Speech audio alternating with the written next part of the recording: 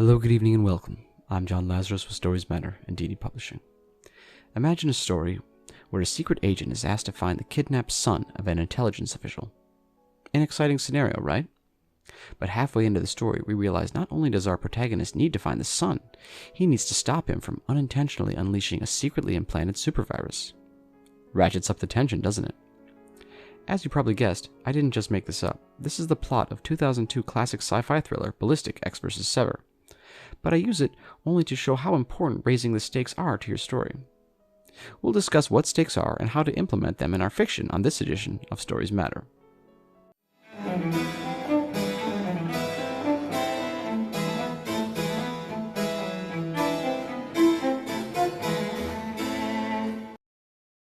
Today's video is brought to you by Stake.com, a very legitimate crypto casino and sports betting website.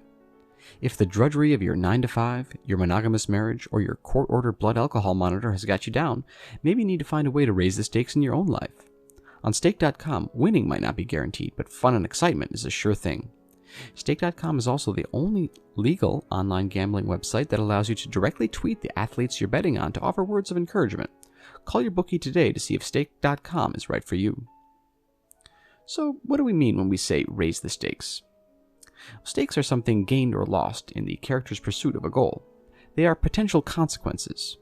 This phrase comes from Dracula, where the raising of the stake to kill the head vampire was the climax of the story. Think of stakes as if-then statements. If Ahab doesn't kill Moby Dick, many people won't have oil to burn their lanterns. If Gatsby doesn't earn enough money, the poor won't have anyone to aspire to. Or in my 2011 sci-fi thriller Nap Time, if John Crater, after getting injected with an experimental serum, doesn't get at least 8 hours of sleep each night, his heart will stop. There are 3 kinds of stakes: external stakes, internal stakes, and post-ternal stakes. Let's take a look at each one. External stakes refers to what's happening in the world around your characters. Perhaps an asteroid the size of Nehru is headed towards the Earth, or perhaps your character has a big test on obscure island nations that he needs to pass to graduate high school. Internal stakes are the emotional impacts of a success or failure.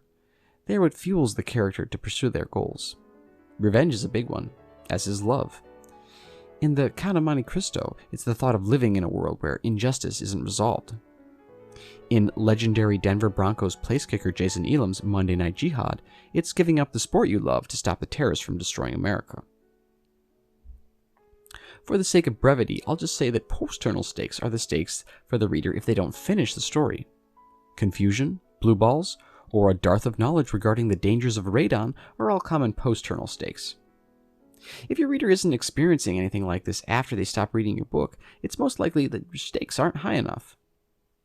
Here are a few steps you can take to ensure you're raising the stakes correctly. Step 1. Add a ticking clock. Your character doesn't have to be aware of a time limit, but your reader should be. There should be some time frame in which the character needs to achieve their goal. It doesn't have to be a literal clock. You could use an egg timer, a stopwatch, any number of wristwatches, a Chippendales calendar, an hourglass, a sundial, a marine chronometer, or the photo absorption by transitions between 2 hyperfine ground states of cesium-133 atoms. Or find other ways to indicate a time limit. If you're writing a young adult fantasy, maybe your 13-year-old heroine must defeat the evil king before she goes into labor. Or if you're writing a thriller, trap your characters in a place where, if they don't leave soon, they'll never make it out alive. Like Baltimore. Step 2. Combine internal and external stakes. Create scenarios in which your character has stakes in multiple levels. In The Lord of the Rings, the external stakes for Frodo is that if he doesn't destroy the ring, all of Middle-earth will fall into darkness. But on a personal level, if he doesn't set off on this quest, people will realize how gay he is. To give another example, if your character is trying to defuse a bomb in an elementary school, maybe focus on the guilt they still feel about all those bombs they made in their young and wild years. Step 3. Proportionality matters. Not all books need to escalate to world-ending stakes. It should escalate in proportion with your characters and the goals you've set for them. If it's a coming-of-age story set in a small town, you could go with this. If we don't raise enough money, they're going to tear down this teen rec center and turn it into a wildlife refuge.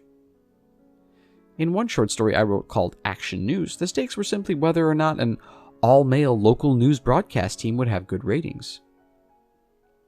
Step 4. Don't forget about positive consequences. So far we focused on negative consequences, what a character risks losing. But we can't forget why we want our reader to root for our characters. Getting laid is a great option. As readers, your audience is likely undesirable and sexually dormant, and therefore rely on books for satisfaction. Step 5. Create moral no-win scenarios. These are some of the most compelling scenarios in all of fiction. Put your characters in awkward situations where, no matter what they choose, something bad will happen. You could write about a New York City cop who's torn between maintaining a vibrant, diverse community with lots of great ethnic cuisines and terrorizing minorities like all his experience and training has told him to. Or you could do something like Batman, where he has to decide whether or not keeping the streets of Gotham safe justifies brainwashing and sexually enslaving a young man to help him do it. That's all for today. Hit that subscribe button if you haven't already, and please enjoy this week's Author Quote of the Week. See you on the next one.